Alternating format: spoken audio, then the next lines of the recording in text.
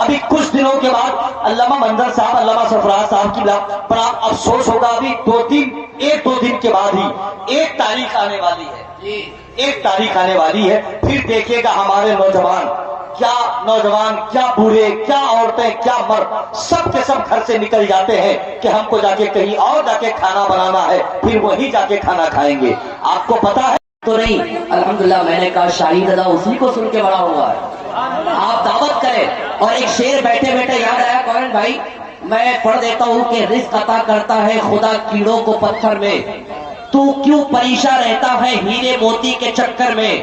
اڑ جا آسمان میں یا تو کوتا لگا سمندر میں، اتنا ہی ملے گا جتنا لکھا ہے مقدر میں، اتنا ہی ملے گا۔ اس لیے الحمدللہ سب اپنی اپنے جگہ کامیاب ہے، اللہ کامیاب کرے۔ سچ کی پہچان بن کر جیے تو صحیح،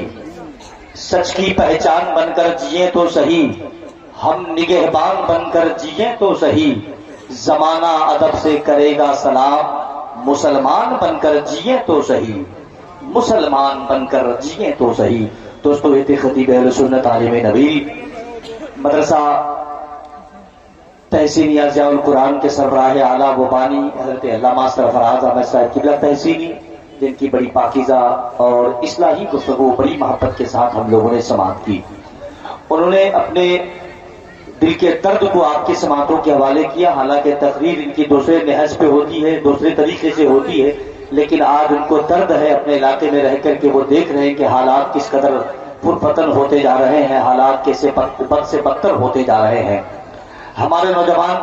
آج کشن گنج سے گاڑیاں بہت چلتی ہیں، ٹرینیں بہت چلتی ہیں، لیکن ٹرینوں میں سے اگر نوجوانوں کو روک کے پوچھ دیا جائے کہ بیٹا تم کہاں جا رہے ہو، تو ان میں سے الا ماشاء اللہ کوئی نوجوان ہوگا، ورنہ نہیں تو ہر نوجوان یہی کہے گا کہ میں دہلی جا رہا ہوں، میں ممبئی جا رہا ہوں، میں لدھیانہ جا رہا ہوں، میں پنجاب جا رہا ہوں۔ کیوں جا رہے ہو بھائی؟ کام کرنے کے لیے۔ لیکن اور کسی اسٹیٹ سے اگر گاڑیوں سے اتار کر کے کسی نوجوان کو پوچھ دیا جائے کہ بھائی تم کہاں جا رہے ہو، تو وہ یہی بتائے گا میں فلاں کالج میں ایڈمیشن لینے کے لیے جا رہا ہوں، فلاں جگہ میں اپنا امتحان دینے کے لیے جا رہا ہوں۔ یہ سیمانچل کا حال ہے۔ اس وقت ہمیں بے حد ضرورت ہے کہ اپنے نوجوانوں کو علم دین سے جوڑا جائے، بہت زیادہ ضرورت ہے۔ ہماری ماں بہنیں جو اس وقت جلسوں میں آتی ہیں، ایک تو آنا نہیں چاہیے، لیکن جب آ جاتی ہیں تو ان کو بھی قاعدے سے بیٹھ کر کے جلسہ سننا چاہیے۔ ابھی کچھ دنوں کے بعد علامہ منظر صاحب، علامہ سرفراز صاحب کی بڑا افسوس ہوگا، ابھی ایک دو دن کے بعد ہی ایک تاریخ آنے والی ہے، ایک تاریخ آنے والی ہے، پھر دیکھیے گا ہمارے نوجوان کیا بوڑھے، کیا عورتیں، کیا مرد، سب کے سب گھر سے نکل جاتے ہیں کہ ہم کو جا کے کہیں اور جا کے کھانا بنانا ہے، پھر وہی جا کے کھانا کھائیں گے۔ آپ کو پتا ہے یہ مسلمانوں کا طریقہ نہیں ہے میرے بھائی، یہ تو یہودیوں کا طریقہ ہے۔ ہمارا اور آپ کا جو نیا سال ہے وہ محرم شریف کے مہینے سے شروع ہوتا ہے، نہ کہ جنوری کے مہینے سے۔ میں اپنے نوجوانوں کو ان علماء کرام کی پاکیزہ موجودگی میں گواہ بنا کر کے یہ وعدہ لینا چاہتا ہوں، جتنے نوجوان یہاں پر بیٹھے ہوئے ہیں ذرا ایک مرتبہ ہاتھوں کو اٹھا کر کے یہ کہہ دیں کہ اس مرتبے ایک تاریخ کو ہم لوگ جو یہ بن بھوج کے نام پہ کھانا باہر جا کے بناتے ہیں، انشاءاللہ ایک تاریخ کو ایسا نہیں کریں گے، بلکہ اپنی مسجدوں کو آباد کریں گے۔ اٹھائیے اپنے ہاتھوں کو اور اللہ اور اس کے رسول کو حاضر و ناظر جان کر بتا دیں کہ آج سے انسان سے یہ کام ہم نہیں کریں گے۔ اور ان بزرگوں سے میں کہوں گا کہ اگر تمہارا بیٹا، تمہارا بھتیجا، تمہارا پوتا اگر یہ تم سے کہے کہ چاول لے اور پیسے لے کے ایک تاریخ کو ہم کو بن بھوج میں جانا ہے، تو آپ ان کو گھر سے دھکے دے کے باہر نکال دو۔ اور یہ ہماری ماں بہنیں بھی کم نہیں ہے، یہ لوگ بھی کم نہیں ہے، حقیقت بات ہے، یہ لوگ بھی کم نہیں ہے، یہ لوگ بھی گھر میں کھانا اس دن نہیں کھاتی ہے۔ ان کو یہ پتا نہیں ہے، اور ان نوجوانوں کو یہ پتا نہیں ہے کہ جو اگر سال کا پہلا مہینہ ہے، مان لیجئے ہے جنوری کا پہلا دن ہے، آپ باہر جا کے کھانا بناتے ہیں، اللہ اس کی قسمت میں ہمیشہ کے لیے کھانا باہر ہی لکھ دیتا ہے۔ یہی وجہ ہے کہ ہم اور آپ اپنے گھروں میں کھانا کھاتے ہیں، وہ لذت نہیں ہے، وہ مزہ نہیں ملتا ہے۔ آج ہم کو ہوٹلوں میں کھانے میں مزہ آتا ہے، اپنے ماں کے پکی ہوئے ہاتھ سے پکے ہوئے ہاتھ کی روٹی ہم کو اچھی نہیں لگتی ہے۔ اپنے منہ کا جائزہ لیں اور اپنے رب کی بارگاہ میں سجدہ ریز ہو کر کے خون کے آنسو رونے کی ضرورت ہے کہ ہماری بہنیں جو روٹیاں بناتی ہے، ہماری بیویاں جو روٹی بناتی ہے، مائیں جو روٹی بناتی ہے، اس میں وہ لذت نہیں ہے۔ اور جو دوسرے قوم کی ماں بہنیں جن کو اگر دیکھ لیا جائے روڈ چلتے ہوئے تو ان کے ہاتھ کا کھانا آپ پسند نہیں کریں گے، لیکن ان کے یہاں کھانا کھاتے ہیں۔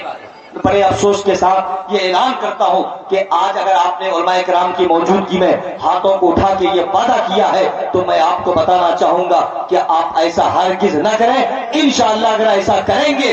آپ اگر نہیں جائیں گے اس دن باہر تو قاری ارشد ربانی صاحب کا جلسہ کرانا مقصد جو فوت ہونے سے ہم اور آپ بچا سکتے ہیں، ہے کہ نہیں؟ انشاءاللہ نہیں جائے۔ آئیے، وقت نہیں ہے، اس لیے کہ حضرت قاری مندر نواز صاحب کے ممبر شریف پر تشریف لا چکے ہیں اور بہت دیر یہ ممبر شریف پر نہیں بیٹھتے ہیں، تقریباً 3-4 سال سے تھوڑی سی دقت ہے اور میں بیٹھانا بھی نہیں چاہتا، لیکن اس وقت بڑی تیزی کے ساتھ شہنشاہ ترنم حضرت بھائی جناب ناہید اختر دیناج پوری سے پہلے گزارش کرنا چاہتا ہوں شہنشاہ ترنم حضرت بھائی جناب کلیم اللہ چشتی صاحب سے کہ وہ تشریف لائیں اور اپنے خوبصورت آواز سے ہم سبوں کو سرفراز کریں۔ جن کے پاس دونوں ہاتھ ہے وہ دونوں اٹھائے، جن کے پاس ایک ہی ہاتھ ہے وہ ایک ہی اٹھائے اور محبت کے ساتھ ہاتھوں کو اٹھا کے نعرے کا جواب دیں۔ اٹھائیے اپنے ہاتھوں کو استقبال کریں، نعرہ تکبیر۔ دیکھیں، نعرہ لگانا یا نعرے کا جواب دینا کسی بریلوی مولوی کی سنت نہیں ہے، صحابہ کرام کا طریقہ ہے۔ اگر یہ طریقہ آپ کا بھی ہے تو ذرا محبت کے ساتھ استقبال کریں، نعرہ تکبیر۔ وہ دیکھیں ثانیہ حبیب اللہ فیضی، کلکتہ جو جادوگروں کا شہر ہے، لیکن یہ وہ جادوگر نہیں ہے، یہ نبی کی مدح سرا ہے۔ الحمدللہ حضرت بھائی جناب اشرف رضا فیضی ممبر شریف پر تشریف لا رہے ہیں، استقبال کر لیجئے۔ نعرہ تکبیر، نعرہ رسالت، مشرق اعلیٰ حضرت یاد مصطفیٰ کانفرنس حضرت کلیم اللہ چشتی صاحب قبلہ، نعرہ تکبیر، نعرہ رسالت۔ اللہ کے حبیب کا دربار دیکھ کر آؤں گا میں بھی روضہ سرکار دیکھ کر، جس دن بلائیں گے مجھ کو سرکار مدینہ، نعتیں سناؤں گا مینار دیکھ کر۔